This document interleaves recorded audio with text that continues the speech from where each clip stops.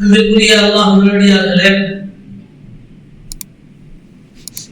உயர்தரமான இந்த ரமலானுடைய மாதத்தில் 16வது நோன்பை நிறைவு செய்தும் 17வது தராவீகை தொழுதுவிட்டும் அமர்ந்திருக்கின்றோம்.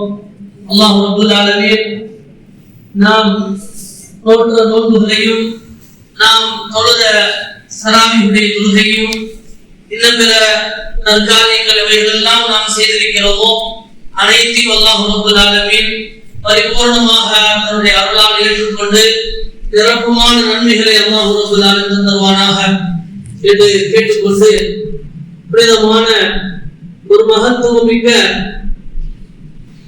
உயர்தரமான பத்ருடைய இந்த நாளிலே நாம் ஒன்று சேர்ந்திருக்கின்றோம். அல்ஹம்துலில்லாஹ்.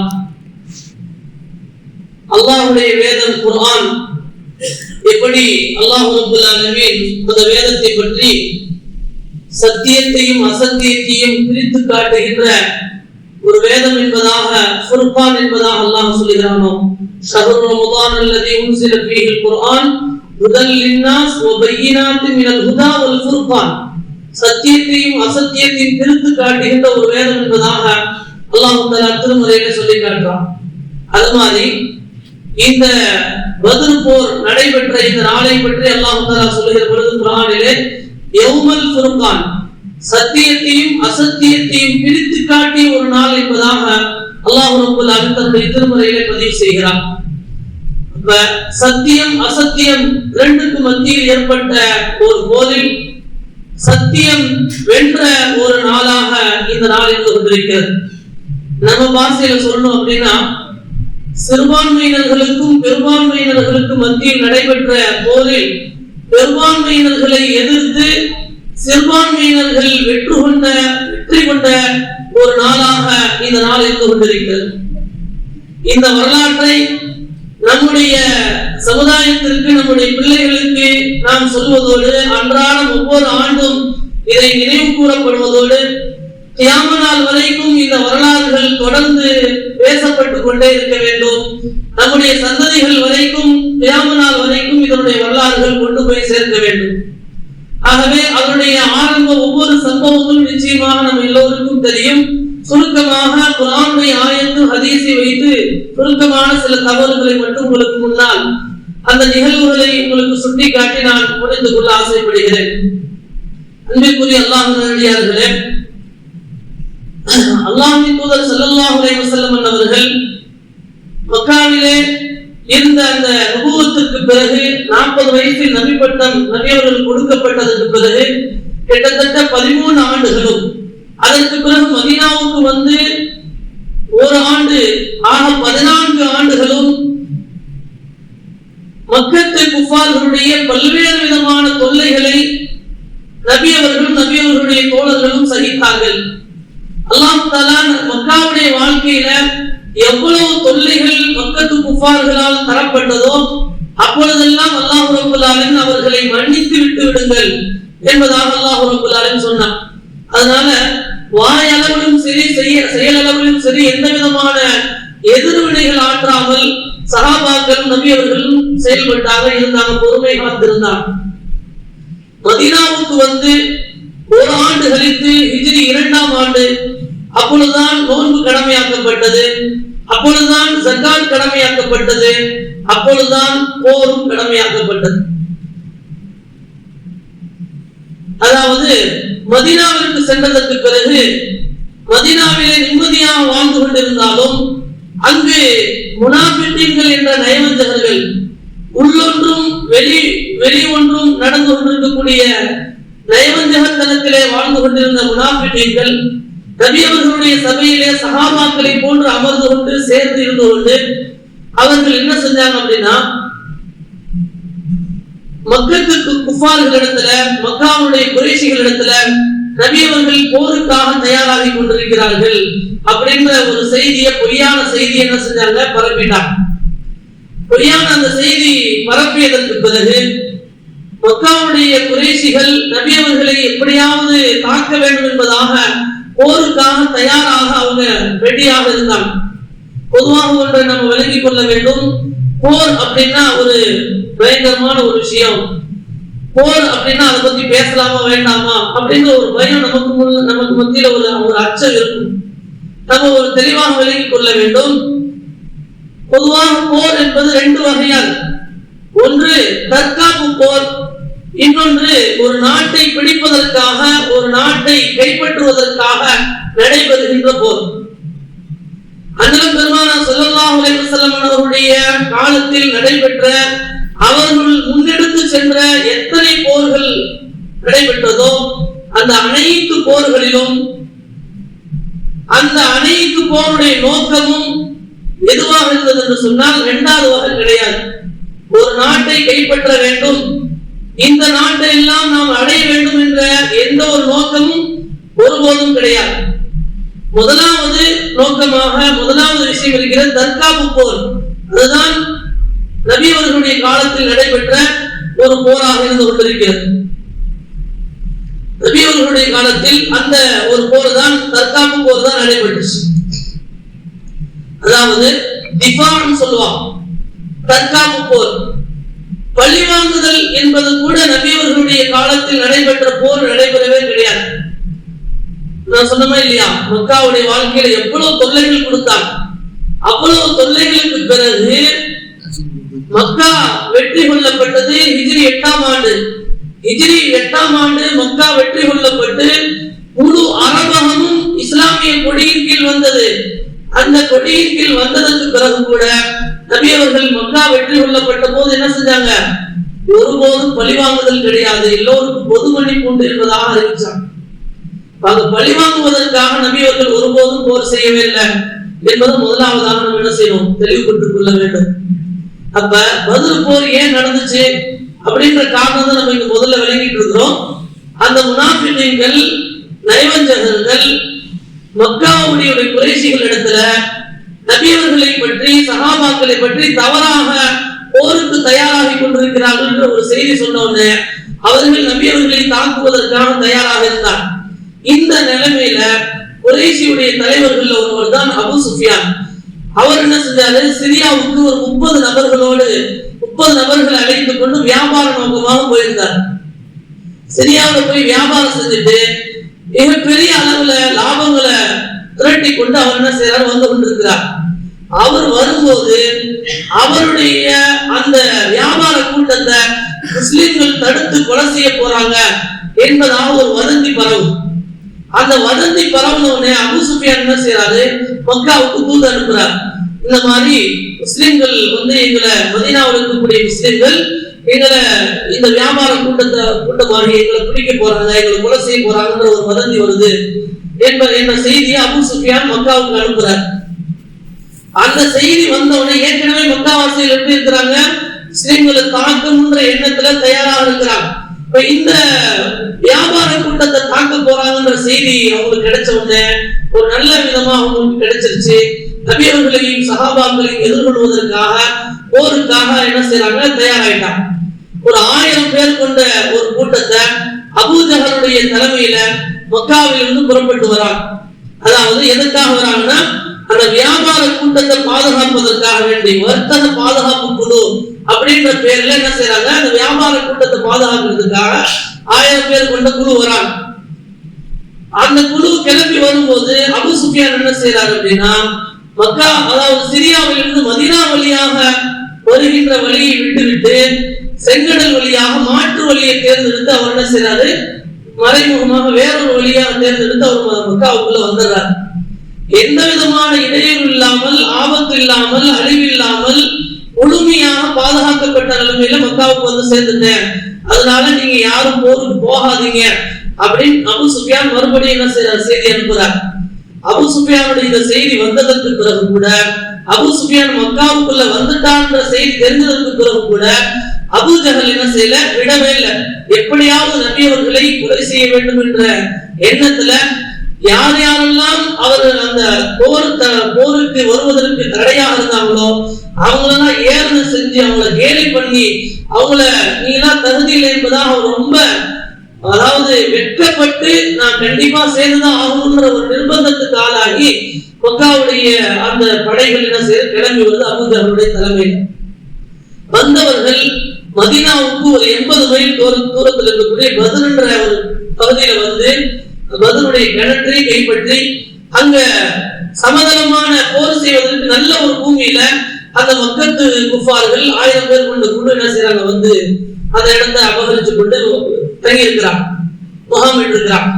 பெருமானார் ஸல்லல்லாஹு அலைஹி வஸல்லம் அவர்களுக்கு இந்த 2 செய்தி தெரியுது. ஒரு வியாபார கூட்டம் வருது, இந்த பக்கம் அபூஜஹலோட 1000 பேர் கொண்ட குழு வருது. ரெண்டுல ஏதேனும் ஒன்றை கொண்டு அல்லாஹ் எனக்கு உதவி செய்ய இருக்கிறான் என்ற செய்தி நபி அவர்களுக்கு அறிவிக்கப்படுகிறது. சஹாபாக்களை ஒன்று திரட்டுறாங்க. 313 சஹாபாக்கள் என்ன செய்யறாங்க, ஒன்று சேர்றாங்க. 313 பேர்ல முஹாஜிரின்கள், அதாவது மக்காவில் ஹிஜ்ரத் செய்து வந்த முஹாஜிரின்கள் 76 பேர், அன்சாரிகள்ல 237 பேர், மொத்தம் 313 பேர் கொண்ட இந்த குழு மார்ச் 14 கிபி 624 நடந்த இந்த நிகழ்வு, அதாவது ஹிஜ்ரி 2 ரமலான் பிறை 17 வெள்ளிக்கிழமை அன்னைக்கு நடந்தது. நபி அவர்கள் என்ன செய்யறாங்க, அந்த சஹாபாக்களை அழைத்துக் கொண்டு 313 பேரோட வராங்க. வந்து பார்த்தா பத்ர் கிணறு தண்ணி இல்லாத, தண்ணி அவங்க அபகரிச்சுட்டாங்க. சமதளமான பூமியில் அவங்க இருக்கிறாங்க. முஸ்லிம்கள் தங்கக்கூடிய இடம் எப்படி இருந்துச்சுன்னா பள்ளமான மணலான ஒரு பகுதியா இருக்கு. மணல் பகுதியில கடற்கரையில பார்த்திருப்போமா இல்லையா, அங்க நடக்கவும் முடியாது, ஓடவும் முடியாது. அந்த மாதிரி இடத்துல முஸ்லிம்கள் பள்ளமான இடத்துல தங்க வேண்டிய ஒரு நிலைமையில நிர்பந்தத்துக்கு ஆளாயிட்டாங்க. அலி ரலியல்லாஹு அன்ஹு சொல்றாங்க, அந்த இரவுல போர் நடைபெறுவதற்கு முந்தைய இரவுல சஹாபாக்களும் நபியவர்களும் தொழுது அல்லாஹ்விடத்துல துஆ செய்து கொண்டிருந்தார்கள். சஹாபாக்கள் தொழுதாங்க, துஆ செஞ்சாங்க. ஆனா இரவு முழுக்க அவங்களால அவங்க இருக்கல, ஒரு குறிப்பிட்ட அளவுக்கு தொழுதாங்க, துஆ செஞ்சாங்க, தூங்கிட்டாங்க. பெருமானார் ஸல்லல்லாஹு அலைஹி வஸல்லம் அவர்கள் இரவு முழுக்க அல்லாஹ்விடத்துல தொழுது துஆ செய்து கொண்டே இருந்தாங்க. அல்லாஹும்ம ஆத்தி மா வஅதனி, யா அல்லாஹ் எனக்கு நீ வாக்களித்ததை நீ கொடுப்பாயாக. அல்லாஹும்ம இன் துஹ்லிகில் இஸாபா மின் அஹ்லில் இஸ்லாம் லா துஅபது ஃபில் அர்தி, யா அல்லாஹ் இந்த சிறிய கூட்டம், இந்த கூட்டம் அவர்களை வெற்றி கொள்ளவில்லை என்று சொன்னால், இந்த கூட்டம் அழிக்கப்பட்டு விடும் என்று சொன்னால், இந்த பூமியில உன்னை வணங்கக்கூடியவர்கள் யாருமே இருக்க மாட்டார்கள் என்பதாக அல்லாஹ்விடத்தில் முறையிட்டு துஆ செய்து கொண்டே இருந்தார்.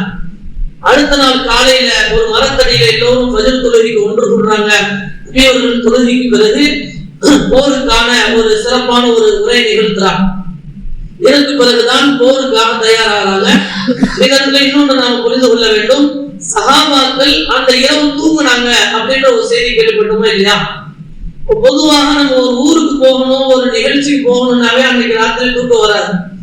அப்படி இருக்க நாளைக்கு போர் நடக்கும் போது எப்படி நிம்மதியாக தூங்குனாங்க, எப்படி ஒரு புது இடத்துல போய் ஒரு திறந்த வழியில போய் எப்படி தூங்குனாங்க, எப்படி தூக்கம் வந்துச்சு அப்படின்னு நமக்கு ஒரு சந்தேகம் வரலாம்.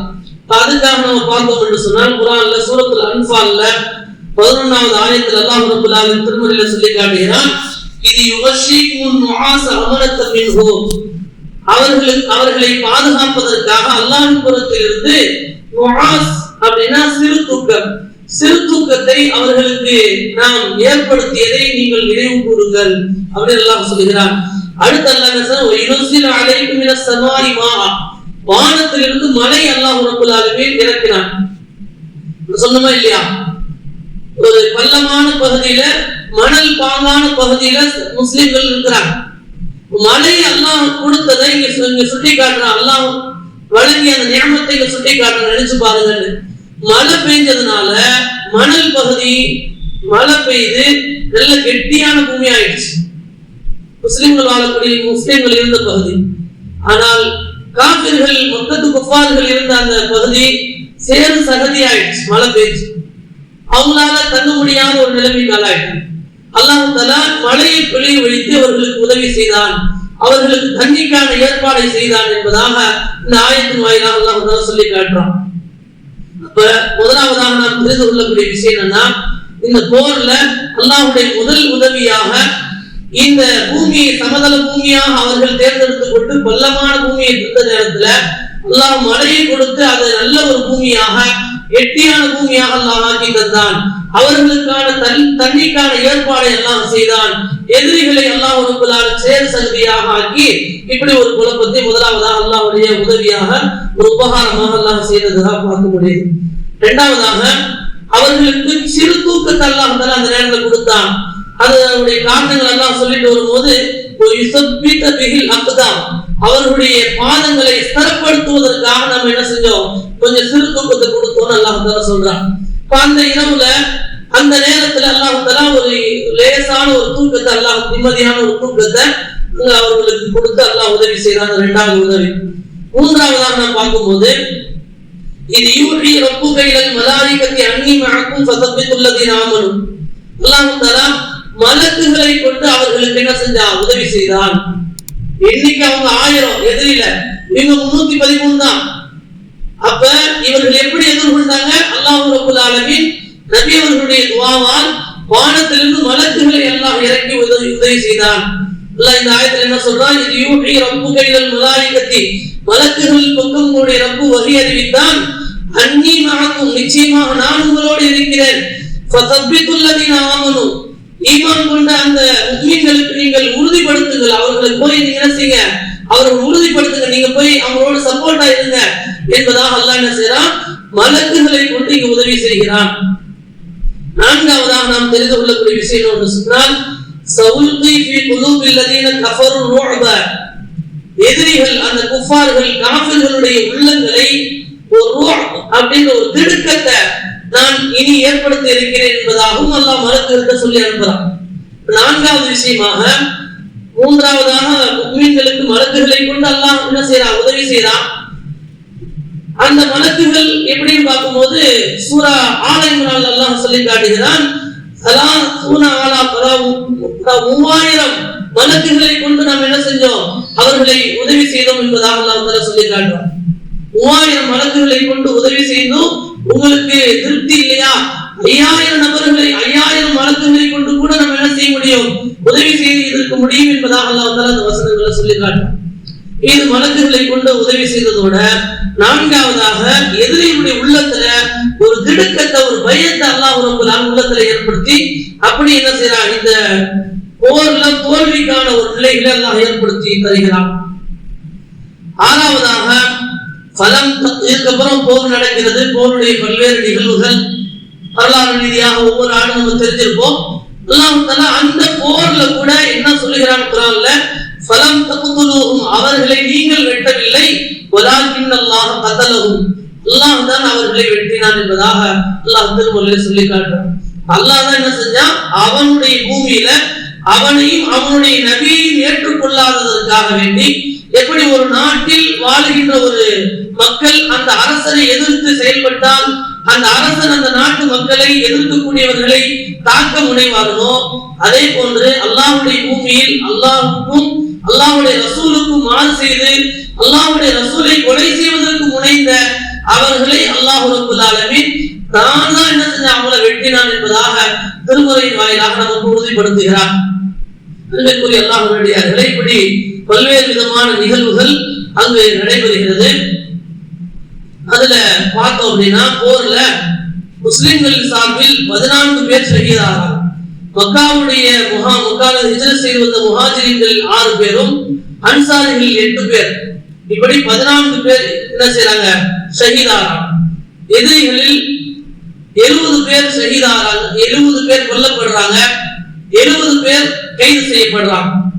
அந்த 70 பேர் கொல்லப்பட்டவர்களில் பெரும்பெரும் அபூஜஹல் போன்ற பெரும்பெரும் மக்காவுடைய தலைவர்கள் இருக்கிறாங்க. அதுல 24 நபர்களுடைய சடலங்களை ஒரு கிணற்றுல போய் என்ன செஞ்சாங்க, தள்ளி புதைக்கப்பட்டுச்சு. வேறு சிலருடைய உடல்கள் எல்லாம் தனி இடத்துல புதைக்கப்படுது. அதுல உமையத் இப்னு ஹலப் அவருடைய அந்த மனிதனுடைய உடல் மட்டும் அந்த இடத்தை விட்டு எடுக்கவே முடியல, ஆனா அதே இடத்துல புதைக்கப்பட்டுச்சு. இப்படியாக பல்வேறு விதமாக அந்த புதைப்புகள் நடைபெற்றது. சஹாபாக்கள் ஷஹீதானவர்கள் எல்லாம் அங்கு அடக்கம் செய்யப்பட்டது. இப்படியாக பத்ர் களத்துல சஹாபாக்களும் நபியவர்களும் ஒரு 3 நாள் அந்த பத்ர் களத்துல இருக்கிறாங்க. அதற்கு பிறகு நபிகள் நாயகம் ஸல்லல்லாஹு அலைஹி வஸல்லம் மதீனாவுக்கு அங்கிருந்து புறப்படுறாங்க. புறப்படுறதுக்கு முன்னாடி காஃபிர்களை எந்த கிணத்துல போடப்படுது பட்டுச்சோ அந்த கிணத்து பக்கம் நபி அவர்கள் போறான். போய் ஒவ்வொருத்தருடைய பெயர் சொல்லி அழைக்கிறான். ஷைபாவே, உமையாவே, அபூஜஹலே, உதுபாவே அப்படின்னு என்ன செய்யறாங்க, ஒவ்வொருத்தருடைய பெயரை சொல்லி அழைக்கிறாங்க. கிணத்தை பார்த்து பக்கத்துல போய் நின்று ஒவ்வொரு எதிரிகளுடைய பெயரை சொல்லி அழைக்கிறாங்க. அழைத்து நீங்கள் அல்லாஹ்வுக்கும் அல்லாஹ்வுடைய ரசூலுக்கும் நீங்கள் கட்டுப்பட்டு இருந்தீங்கன்னா எவ்வளவு நல்லா இருந்திருக்கும். நீங்க இப்ப அதனுடைய உதவிகள் நீங்க பார்த்திருப்பீங்களே. ஆனா நீங்க எங்களுடைய ரப்பு, நம்முடைய ரப்பு எங்களுக்கு வாக்களித்ததை அவன் எங்களுக்கு கொடுத்து விட்டான். நாங்கள் உண்மையாக அதை பெற்றுக் கொண்டோம். உங்களுடைய ரப்பு உங்களுக்கு வாக்களித்ததை நீங்கள் பார்த்துட்டீங்களா? உங்களுடைய ரப்பு உங்களுக்கு வாக்களிச்சதை நீங்க அடைந்து கொண்டீங்களா அப்படின்னு நபி அவர்கள் கேட்கிறாங்க. அதுக்கு பிறகு சொல்றாங்க, உங்களுடைய நபியை நீங்கள் ரொம்பவும் நீங்க தொல்லை கொடுத்தீங்க, ரொம்ப நபியை நீங்கள் தொல்லை கொடுத்தீர்கள். உங்களுடைய நபியை நீங்க பொய்யாக்குனீங்க, மற்ற மனிதர்கள் என்னை உண்மைப்படுத்தினாங்க. உங்களுடைய நபியை நீங்கள், அதாவது என்னை நீங்கள் ஊரிலிருந்து வெளியாக்குனீங்க, மக்கள் எனக்கு இடம் கொடுத்தாங்க. நீங்கள் என்னிடத்துல யுத்தம் செய்தீங்க, மக்கள் எனக்கு உதவி செய்தார்கள், எனக்கு பக்கபலமாக இருந்தார்கள். அல்லாஹ் உங்களிடத்துல இந்த கெட்ட கூலியை அல்லாஹ் உங்களுக்கு கொடுத்திருக்கிறான் அப்படின்னு நபி அவர்கள் செய்யறாங்க. அந்த கிணத்தை பார்த்து பேசுறான். பக்கத்துல இருந்து உமர் ரலியல்லாஹு அன்ஹு அவர்கள், யா ரசூலல்லாஹ், நீங்க இறந்து போன ஒரு உயிரற்றவர்களிடத்துல நீங்க பேசிக் கொண்டிருக்கிறீங்களே அப்படின்னு உமர் ரலியல்லாஹு அன்ஹு அவர்கள் கேட்கிறாங்க. அப்போ பெருமானார் ஸல்லல்லாஹு அலைஹி வஸல்லம் சொல்றாங்க, எவன் வசம் என்னுடைய உயிர் இருக்கிறதோ அந்த அல்லாஹ்வின் மீது சத்தியமாக நான் பேசிய இந்த வார்த்தைகளை நீங்கள் கேட்பதை விட அவர்கள் இன்னும் தெளிவாக அதை கேட்டுக் கொண்டிருக்கிறார்கள். இன்னும் தெளிவாக அவர்களுக்கு புரியும். ஆனா என்ன செய்ய மாட்டாங்க, பதில் அளிக்க மாட்டாங்க, அவங்க பேச முடியாது, அவ்வளவுதான் என்பதாக நபி ஸல்லல்லாஹு அலைஹி வஸல்லம் சொல்றாங்க. இந்த ஹதீஸ் ஆரம்பி நிறைய இருக்கிறதுனால நம்ம சமையல் மட்டும் உங்களுக்கு சொன்னேன். இந்த ஹதீஸ் அடிப்படையில அதிகமான பெரும்பான்மையான அறிஞர்கள் மரணித்தவர்கள் நாம் வெளியில பேசுகின்ற விஷயங்கள் அவர்களுக்கு கேட்கிறார்கள் என்பதை இந்த ஹதீஸை ஆதாரமாக வைத்து சொல்றாங்க. சாதாரணமாக நபி அவர்களை எதிர்த்து வந்த இந்த எதிரிகளுடைய நிலைமை இப்படி இருக்கு அப்படின்னா, அல்லாஹ்வுடைய பாதையில வீர மரணம் அடைந்த ஷஹீதுடைய நிலை என்ன அப்படின்னு நம்ம பார்த்தோம் அப்படின்னா, குர்ஆன் அல்லாஹ் தஆலா சொல்றான், வலா தஹ்ஸபன்னல்லதீன குதிலு ஃபீ ஸபீலில்லாஹி அம்வாதா வல் அஹ்யாஉன் இன்த ரப்பிஹிம் யுஸஃபூன். வலா தஹ்ஸபன்னல்லதீன, நீங்க எண்ணாதீங்க.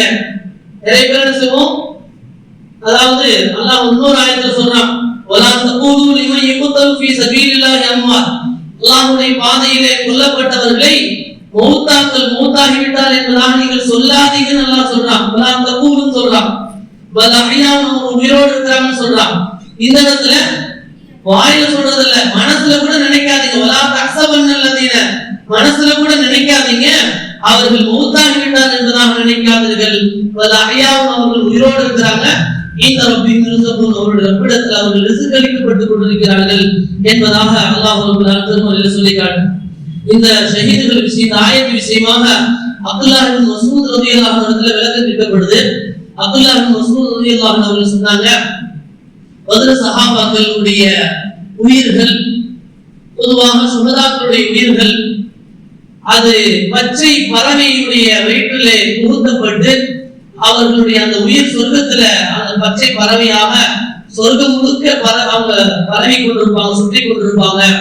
அல்லாஹ்வுடைய அர்ஷுக்கு கீழே ஒரு தங்க கூண்டு இருக்கும். அந்த கூண்டுல அந்த பறவை தஞ்சமடையும் என்பதாக பெருமானார் ஸல்லல்லாஹு அலைஹி வஸல்லம் சொன்னதாக அப்துல்லாஹ் இப்னு மஸ்ஊத் ரலியல்லாஹு அன்ஹு இந்த ஆயத்துக்கு விளக்கம் தராங்க. இன்றைக்குரியவர்களே பாருங்க, எந்த அளவுக்கு ஒரு உயர்வான ஒரு நிலை சுஹதாக்களுடைய நிலை. இன்னொரு ஹதீஸ்ல பார்க்கிறோம், நபி அவர்கள் மதீனாவுக்கு வரும்போது ஒரு பெண்மணி ஓடோடி வருகிறார். என்னுடைய மகன் ஹாரிஸ் என்பதாக கேட்கும்போது ஒரு சஹாபி சொல்றாங்க, அவர் அம்பு அடிபட்டு அவர் ஷஹீத் ஆயிட்டார் சொல்றாங்க. அந்த பெண்மணி நபி இடத்துல ஓடோடி வந்து, யா ரசூலல்லாஹ், என்னுடைய மகனுடைய நிலைமை என்னன்னு சொல்லுங்க, அவனுக்கு சொல்லுங்க கிடைக்குமா?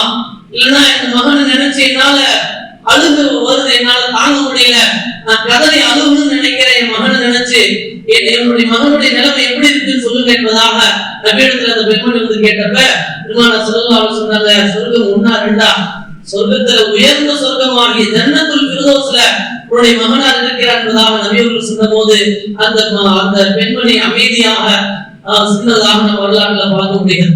நபிக்குரியவர்களே, அந்த அளவிற்கு சுஹதாவுடைய அந்தஸ்தை அல்லாஹ் வைத்திருக்கிறார். அல் ஃபகீஹ் அபுல் ஸமர்கந்தி ரஹ்மத்துல்லாஹி அலைஹி அவர்கள் பெருமானார் ஸல்லல்லாஹு அலைஹி வஸல்லம் சொன்னதாக குறிப்பிட்டிருக்கிறார்கள். தஃசீர் குர்துபி போன்ற கிதாபுகள் எழுதப்பட்டிருக்கிறது. 5 விதமான சிறப்புகளை கொண்டு அல்லாஹ் ரப்பல் ஆலமீன் சுஹதாக்களை அல்லாஹ் சிறப்புப்படுத்தி இருக்கிறார். அக்ரமல்லாஹு தஆலா ஷுஹதா பி 5 கராமாத்தின் லம் யக்ரிம் பிஹா அஹதம் மினல் அன்பியாஇ வலா அனா. எந்த ஒரு நபிமார்களுக்கும் எனக்கும் அப்படிப்பட்ட ஒரு வாய்ப்பே அந்த ஒரு பாக்கியம் கிடையாது. அந்த ஒரு பாக்கியத்தை 5 பாக்கியங்களை சுஹதாக்களுக்கு அல்லாஹ் தஆலா வழங்கி இருக்கிறான் அப்படி நபி அவர்கள் சொல்றாங்க. முதலாவதாக என்னன்னா, எல்லா நபிமார்களுடைய உயிரையும் மலக்குல் மௌத் என்ன செய்வாங்க, இஸ்ராயீல் அலைஹிஸ்ஸலாம் வந்து உயிர் வாங்குவாங்க. அதே போல என்னுடைய உயிரையும் இஸ்ராயீல் அலைஹிஸ்ஸலாம் வந்து உயிர் வாங்குவாங்க. ஆனால் சுஹதாக்களுடைய உயிரை அல்லாஹ் ரப்பல் ஆலமீன் தானே வாங்குவான் என்பதாக நபி அவர்கள் சொல்றாங்க. இரண்டாவதாக நபி அவர்கள் சொல்றாங்க, எல்லா நபிமார்களும் மௌத்தானதற்கு பிறகு குளிப்பாட்டப்படுவார்கள். அதே போல நானும் குளிப்பாட்டப்படுவேன். ஆனால் சுஹதாக்களாகிய ஷஹீதானவர்கள் அவர்களை குளிப்பாட்டப்பட மாட்டார்கள். அவர்கள் எந்த நிலைமையில மௌத்தானார்களோ அந்த வெட்டு காயப்பட்ட அந்த நிலைமையில அவர்கள் அடக்கம் செய்யப்படுவார்கள். உலகத்துடைய தண்ணீர் பக்கம் அவங்க தேவையாக மாட்டாங்க என்பதாக நபி அவர்கள் சொல்றாங்க. மூன்றாவதாக, எல்லா நபிமார்களும் மௌத்தானதற்கு பிறகு அவர்கள் கஃனிடப்படுவார்கள். நானும் மௌத்தானதற்கு பிறகு எனக்கு கஃனிடப்படும். ஆனால் சுஹதாக்களுக்கு கஃனிடப்படாது. எந்த ஆடையில் அவர்கள் கொல்லப்பட்டார்களோ ஷஹீதானார்களோ அதே ஆடையோடு அவர்கள் அடக்கம் செய்யப்படுவார்கள். நான்காவதாக, எல்லா நபிமார்களும் மௌத்தானதற்கு பிறகு சம்மு அம்மாத்தன் அவர்கள் மௌத்தாகிவிட்டார் என்பதாக சொல்வார்கள். நான் மௌத்தாகிவிட்டாலும் நான் மௌத்தாகிவிட்டேன், இறந்து விட்டேன் என்பதாக சொல்வார்கள். ஆனால்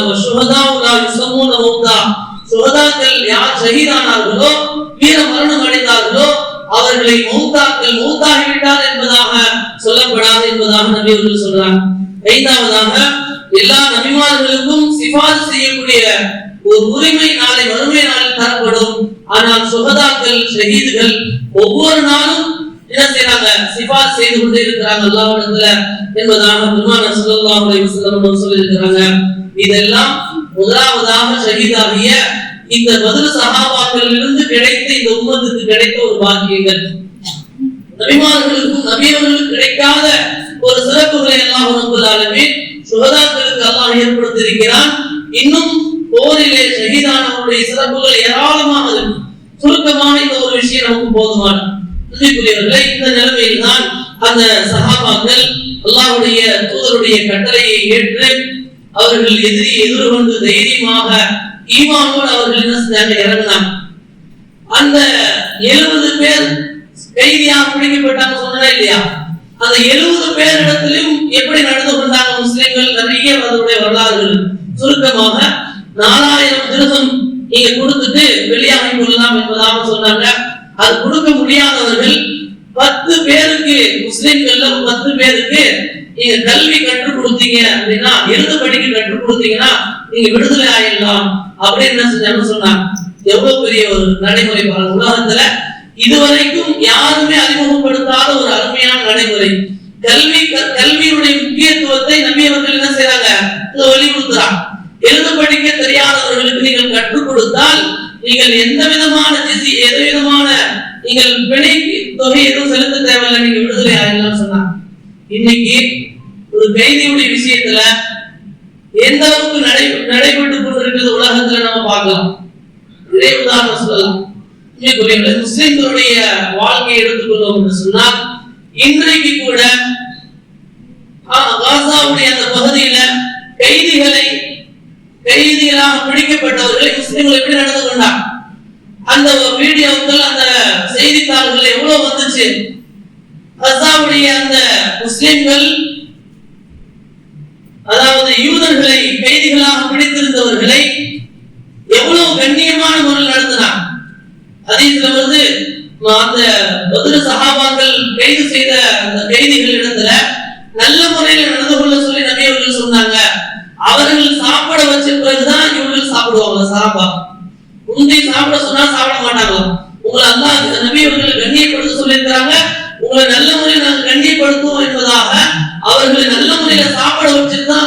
சஹாபாக்கள் சாப்பிட்டாங்க.